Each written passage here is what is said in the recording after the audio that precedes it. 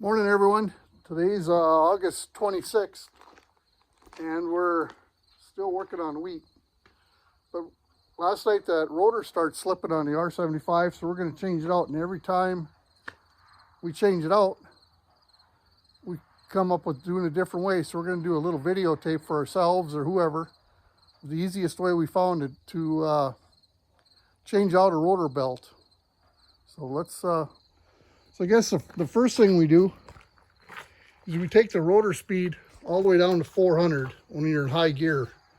And what happens then, it spreads this main sheave on the bottom, which has a hydraulic line that goes to it and opens and closes the sheave to speed up your rotor, slow it down.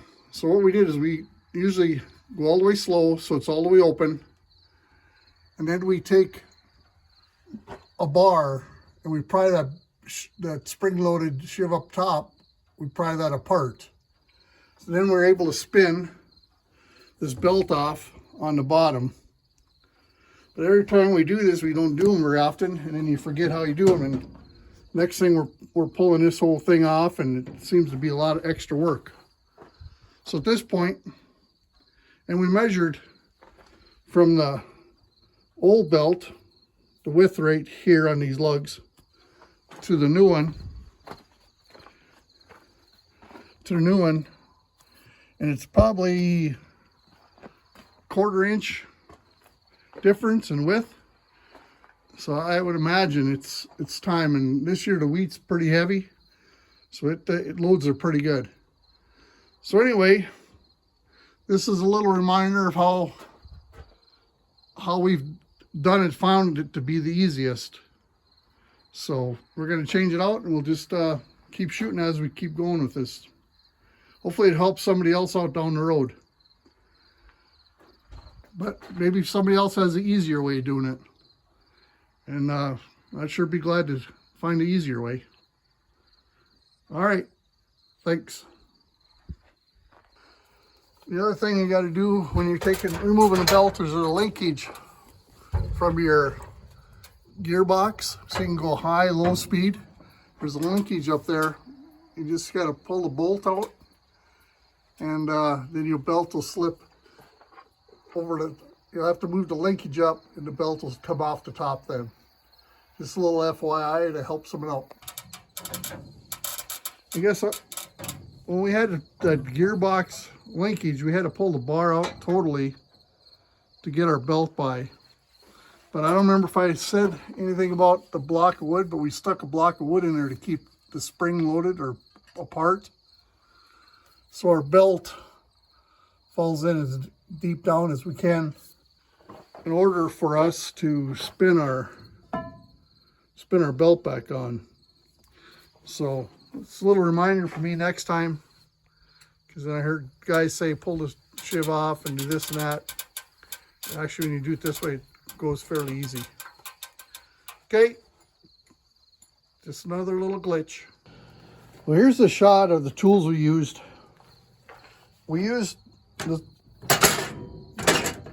pry bars to spread the top sheave, and once we got it spread, we stuck our block of wood in there, and then up there to get the linkage off. I guess all we really need to do is pull the pin on the linkage up and top, where that shiny bolt sticking in it right there. There's a pin on the back side. You could just pull a pin and a crescent to take your oil line off. Well, I guess we should double check, see if that's tight. Oh yeah, she's tight. So now we can spin it up, and hopefully this takes care of our slippage problem. All right, little info I just learned. After switching out the belt, we sped the rotor up inside the cab. Before, with the old belt, we'd only get about 1,060 max speed. But now with the new belt on there, we sped it up in high gear. Now we're getting 1,160 for full speed out of it. So there must have been pretty good wear on it, because we gained about 100 RPM out of it. And when we do wheat, we pretty much run the rotor full speed, and It's kind of what we do. We let her buck, load her up, make her earn her keep around here. Okay, reference for, like I said, for myself or for somebody else that's interested. Okay, talk to you later.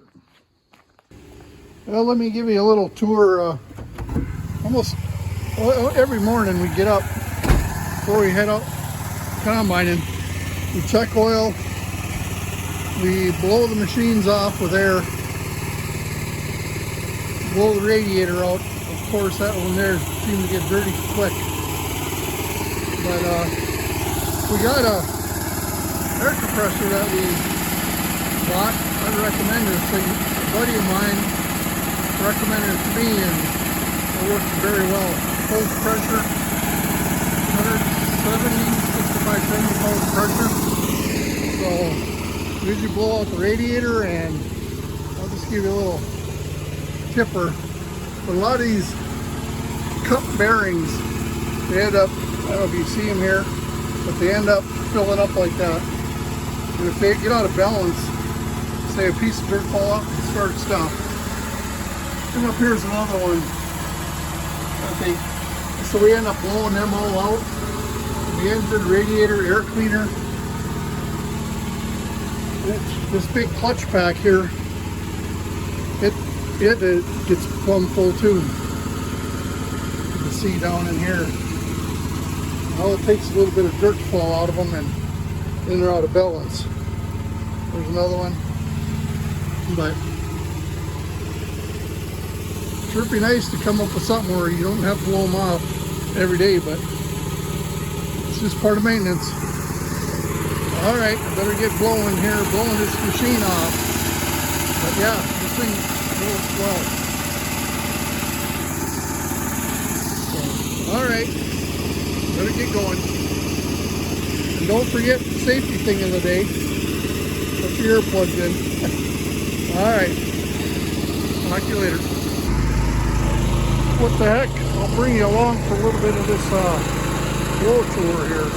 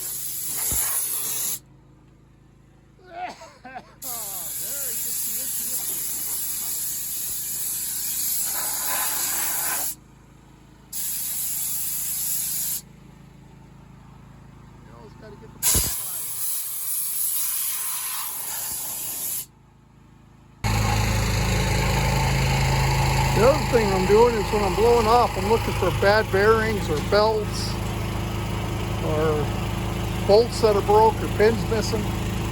Seems like you always find something.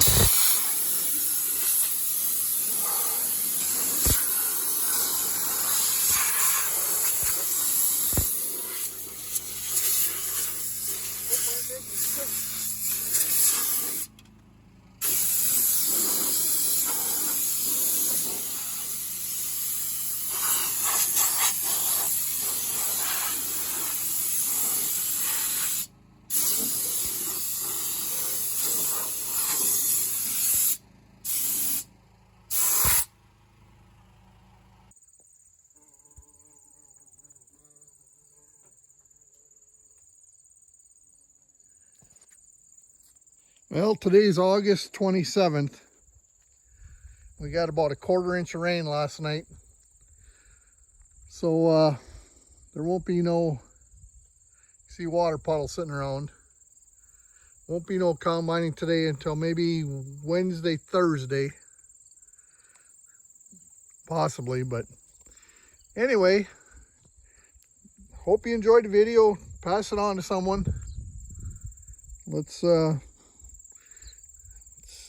let somebody else enjoy it or see what they think. Looking for comments to make it better. But all right, well, let's take a shot at her stand-up garden. Got tons of cucumbers out there.